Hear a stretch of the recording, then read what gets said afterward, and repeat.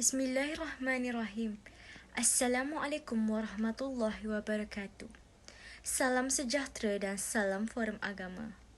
Sidang hadirin yang dirahmati Allah sekalian, dengan limpah kurnia dan izinnya kita dapat bersama bersua dalam majlis forum agama Negeri Selangor pada pagi yang ceria ini.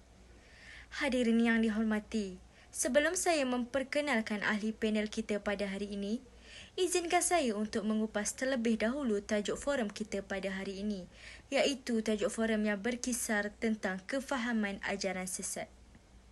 Kumpulan ajaran sesat merupakan satu bentuk serangan berbahaya yang paling menonjol pada abad ini.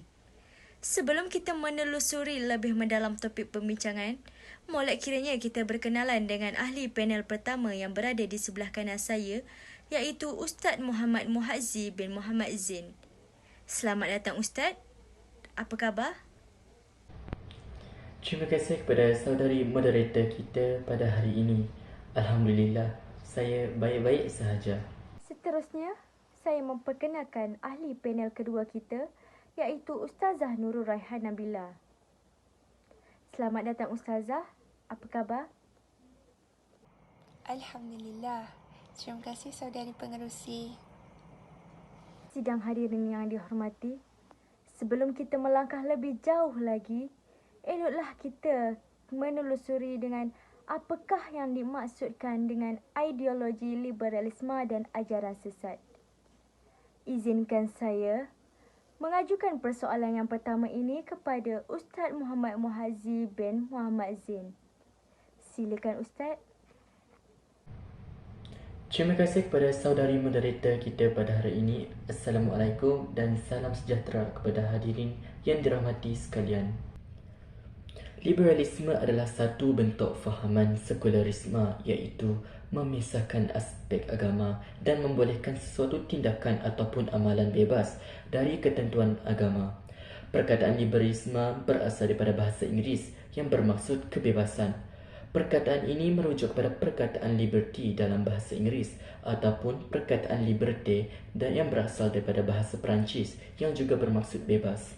Syekh Sulaiman Al-Firashi dalam kitabnya Libraliyah Al-Firashi menyatakan liberalisme ialah mazhab pemikiran yang mementingkan kebebasan individu.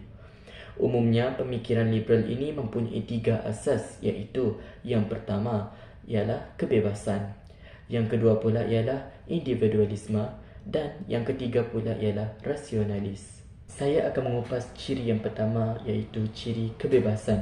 Berdasarkan asas kebebasan ini bermaksud setiap individu bebas untuk melakukan apa sahaja perbuatan yang ingin dilakukan.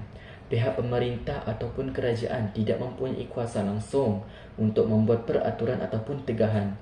Perbuatan yang dilakukan hanya mampu dibatasi ataupun disekat oleh undang-undang yang dibuat oleh individu itu sendiri dan tidak terikat dengan peraturan agama.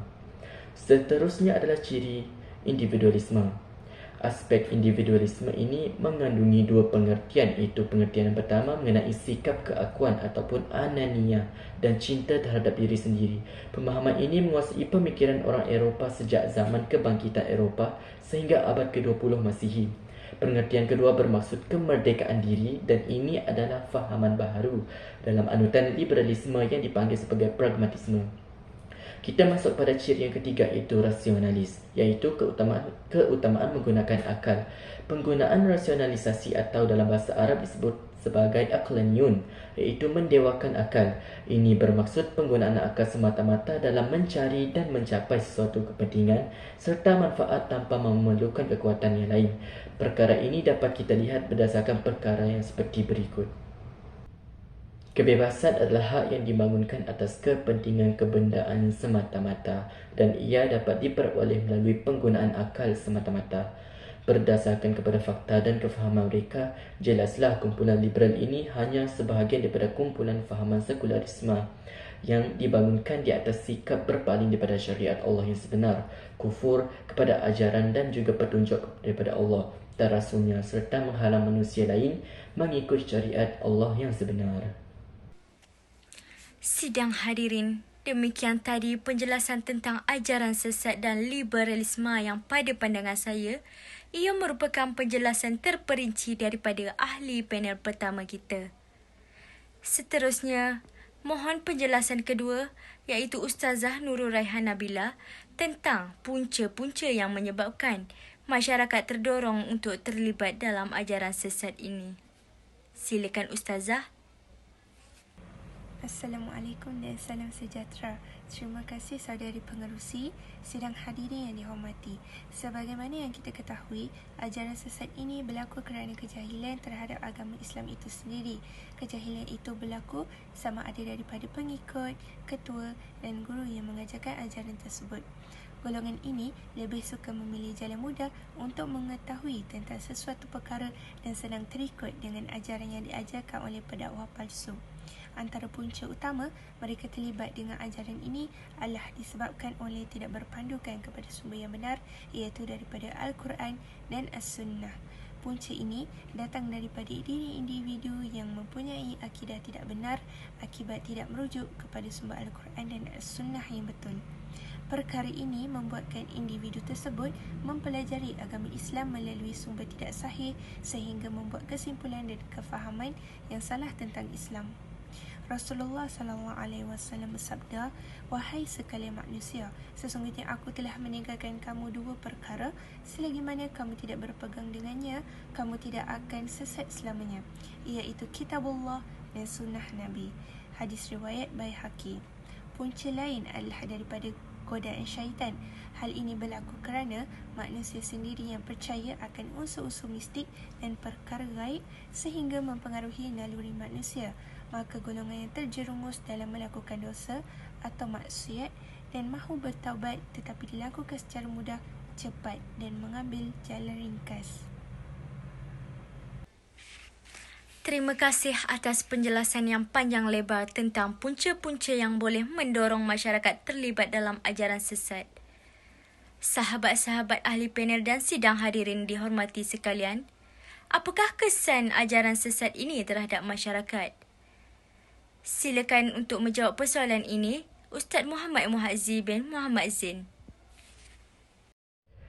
Slot pada kali ini saya akan mengupas mengenai isi iaitu kesan ajaran sesat terhadap masyarakat. Kemunculan ajaran sesat itu adalah disebabkan kecetekan ilmu pengetahuan mengenai agama Islam. Ianya akan memberi impak yang negatif terhadap akidah umat Islam itu sendiri.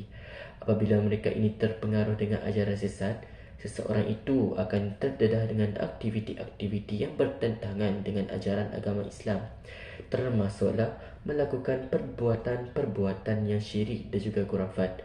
Sebagai contoh, mereka itu percaya pada ibu duit, pemujaan kubur, memuja roh adalah perbuatan yang khurafat. Sekiranya kemunculan kumpulan ajaran sesat ini tidak dibendung sama sekali, ianya akan memberi kesan yang negatif terhadap diri dan juga masyarakat. Antara kesan-kesan apabila seseorang itu terjerumus dengan ajaran sesat ialah, yang pertama adalah minda terkungkung. Apabila seseorang itu telah terjebak dan mengikuti ajaran sesat, akan menyebabkan minda seseorang itu menjadi terkungkung. Malah tercetusnya perbuatan dan kelakuan yang tidak rasional kerana sifat ketaksuban mereka itu sendiri. Kesan yang kedua adalah lupa tanggungjawab terhadap keluarga. Mengikuti kumpulan ajaran sesat juga boleh menyebabkan seseorang itu lupa akan tanggungjawab mereka terhadap keluarga kerana mempunyai sifat yang terlalu taksub dan juga melampau dalam beragama. Keluarga tidak terurus dengan sempurna seperti mana yang diamanahkan oleh Allah Subhanahu Wa Taala, dan kerana ini juga boleh menyebabkan berlakunya keruntuhan institusi kekeluargaan itu sendiri. Perpaduan tergugat merupakan kesan yang ketiga sekiranya ajaran sesat ini menguasai di dalam diri setiap masyarakat. Perpaduan di dalam masyarakat juga akan tergugat sekiranya ekoran daripada ajaran sesat ini. Hal ini dikatakan demikian kerana boleh juga terjadi kerana berlakunya keganasan dan tindas menindas sesama sendiri, kerana masing-masing ingin menjadi kumpulan yang unggul dan mencari pengaruh. Justru itu, umat Islam disarankan agar menjauhi golongan-golongan pelampau agama, iaitu mereka yang berpendirian dan bertindak keterlaluan dalam beragama, seperti pelampau Syiah, Wahabi atau Salafi moden, Islam liberal dan lain-lain. Bagi menjamin diri dan juga keluarga tidak terbabit dengan ajaran sesat ini, umat Islam jangan jemu mempelajari ilmu berkaitan Islam kerana mereka yang berilmu tidak akan mudah tersesat. Terima kasih Ustaz. Seterusnya, soalan ini diajukan kepada ahli panel kedua kita iaitu Ustazah Nurul Raihan Nabila tentang langkah yang boleh diambil untuk menangani masalah ini. Terima kasih saudari pengerusi. Langkah pertama haruslah dimulakan dalam diri individu itu sendiri, yang mana fahaman tentang Islam yang benar perlu diterapkan dalam diri mereka. Sedikit sebanyak, pengaruh ajaran sesat boleh dielakkan melalui cara pembelajaran tentang agama Islam berpandukan kepada guru dan sumber yang tepat dan sahih. Selain itu, ajaran Islam hendaklah disebarkan. Pada zaman serba moden ini, terdapat pelbagai kaedah yang boleh digunakan seperti media cetak, media elektronik dan media sosial seperti Facebook dan Instagram. Bukan itu sahaja, dengan mengadakan ceramah atau forum keagamaan juga salah satu cara terbaik untuk menyebarkan ajaran Islam. Langkah seterusnya, dengan mewujudkan program pemulihan akidah dengan memanggil mereka yang terlibat dengan ajaran sesat. Di Malaysia sendiri, terdapat banyak pusat pemulihan akidah yang telah dihaskan untuk mereka bagi membantu mereka kembali kepada ajaran yang benar. Oleh itu, sebagai umat Islam, kita perlu bersyukur kerana dilahirkan sebagai seorang Islam. Sebagaimana firman Allah Subhanahu Wa Taala, sesungguhnya agama yang benar dan diredai di sisi Allah ialah Islam, dalam surah Ali Imran. Terima kasih Ustazah Nurul Raihan Nabila. Demikian perbincangan daripada semua ahli panel tentang tajuk kita pada hari ini. Sidang hadirin yang dihormati, kita telah sampai ke penghujung bicara. Izinkan saya memberikan serangkap pantun. Bunga dedap di atas para, anak dusun pasang pelita. Andai tersilap tutur bicara, jari disusun maaf dipinta.